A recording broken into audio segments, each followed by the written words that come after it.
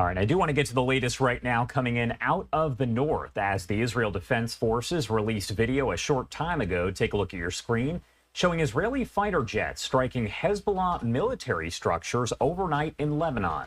The IDF saying the strikes are in retaliation for the terror group's rocket and drone attacks on civilians there in northern Israel.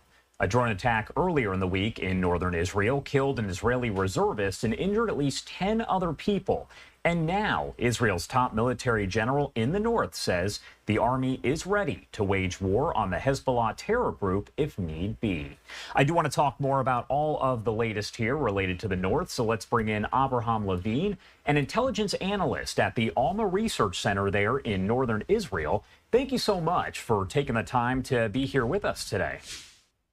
No problem. All right, so first off, I do want to ask you the big major question that so many people are asking. Does it appear that Israel would declare war on Hezbollah? Do we see that happening in the coming days, weeks, or months? Well, it seems like that's one of the main options that's on the table. Therefore, you see that IDF is preparing for the past few months for that situation. And apparently we're getting closer. I don't really buy the 15th of June, we're going to war rumors, but is Israel prepared to go to war? Yes, definitely. I think it's one of the clear options that we have. It's one of the best ways, it's a sad thing to say, to eliminate the threat of Hezbollah from the north. Hezbollah has escalated in the past month, especially May versus April is very clear, doubling the number of UAVs, aerial attacks, doubling the number of anti-tank missiles, both challenging the Iron Dome and having a lot of success against our people.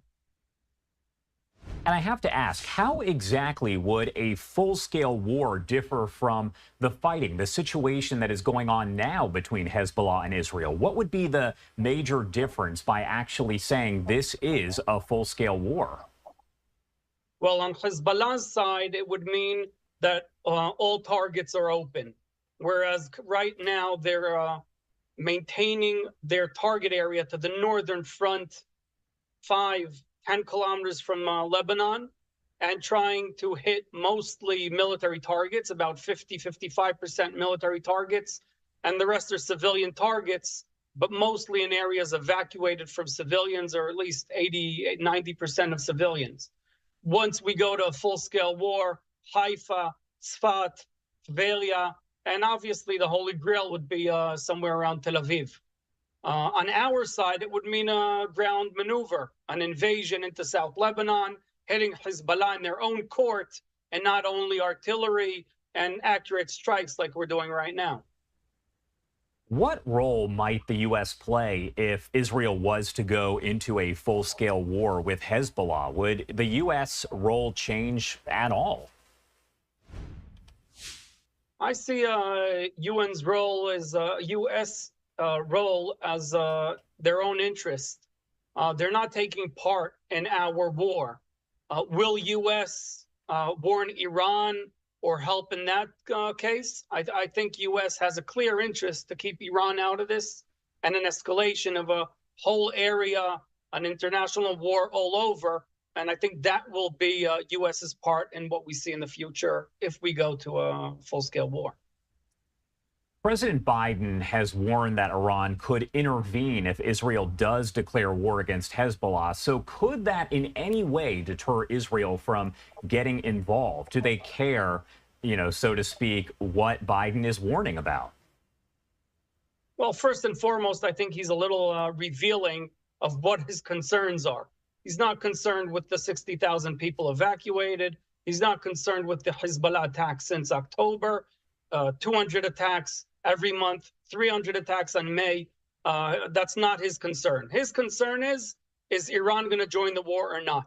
Does Israel care? Yes, of course. U.S. is our greatest ally, and we need to present our case, the threats, the challenges that we're facing, so President Biden makes the right move if we're forced to go to a full-scale war, which clearly no one in Israel wants. We've waited a very long time. Hezbollah is continuing their attacks, and I don't think we'll have a choice. If Hezbollah continues, escalating their attacks, eventually we'll have to stop this thing and bring our people home. And I've asked you a lot about kind of what ifs here. So this is another what if question. Do you believe, just based on your experience, what you know, that Israel would be able to handle two wars simultaneously, talking about the war against Hamas and if they were to go to war with Hezbollah? Well, I'll just add that we're trying not to. It's a challenge that we're not sure. We don't want to be in that situation. I'll even make things even more complicated.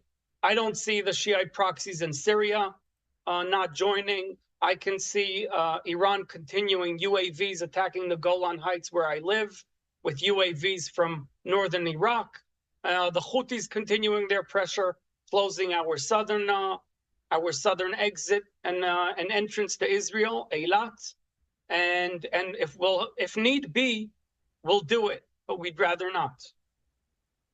If the ceasefire deal that is on the table right now is reached between Israel and Hamas, how might that play a role in the attacks by Hezbollah on Israel? Would we see them die down? Would we see them stop altogether, or would they continue? Well, the truth is we don't know. Hezbollah continues to say that they're supporting the Palestinian, the Hamas effort, and that they'll stop once we reach an agreement. We've been talking about this agreement a very long time, and Hamas is still refusing the best deals we can give. But despite that, if we return to Hezbollah, I believe Hezbollah will stop attacking if we reach an agreement with Hamas. Only problem is it leaves us in a dilemma. Do we bring our people back when the threat is still imminent, but just Hezbollah chose not to attack? Are we just waiting for the next October 7th on the northern front? Now that we saw it happening, we know it's possible?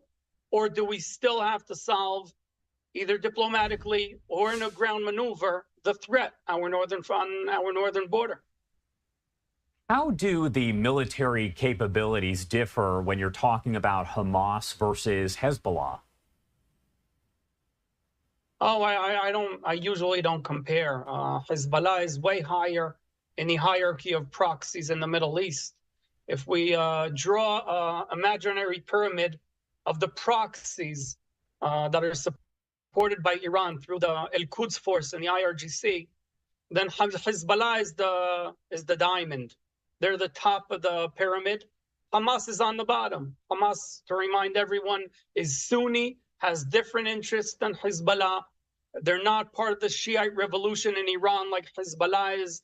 They're not a clear proxy of Iran. They're supported by Iran, but they see themselves as an independent organization. I don't know if October 7th was 100% agreed upon and known on Iran's part, whereas Hezbollah has way more weapons, tens of thousands of short-range, mid-range, long-range, more accurate weapons, more accurate missiles that can hit anywhere in Israel at any given moment. My last question for you here, I do want to delve a little bit into Hamas and the situation over in Gaza by asking you this one question here. Reuters now reporting that Israel has eliminated, defeated more than half of the Hamas terror group there actually in the Gaza area. So my question for you, is it possible to reach Israel's goal of completely eliminating Hamas? Is that a real possibility? I think that's still the target. We're still left with Rafah as the last place that Hezbollah has a strong military hold, and we're working on that. In terms of eliminating Hamas, I think the main goal is not necessarily only the military force. I think the main goal is creating a situation that someone else is the governing body over the Palestinians in Gaza. And I don't know if we're getting close to that. Right now, Hamas is still the only body there, and I don't see another body taking over and welcomed, doing a good job controlling the situation in Gaza. It's either Israel or UN or a joint force from maybe the Middle East, Arab countries that are closer to their culture supporting their efforts. But right now, Hamas is still in control there. That step we haven't reached yet. All right. Abraham Levine, thank you so much, as always, for taking the time to be here with us and break down the latest developments there out of the Middle East. We know the situation there in the north is continuing to escalate, so we're going to keep an eye on that. Anything else you want to add about any of this before I let you go? I get asked a lot about what are the targets, if it's eliminating Hamas, if it's military, if it's political, if it's a revenge, if it's a punishment.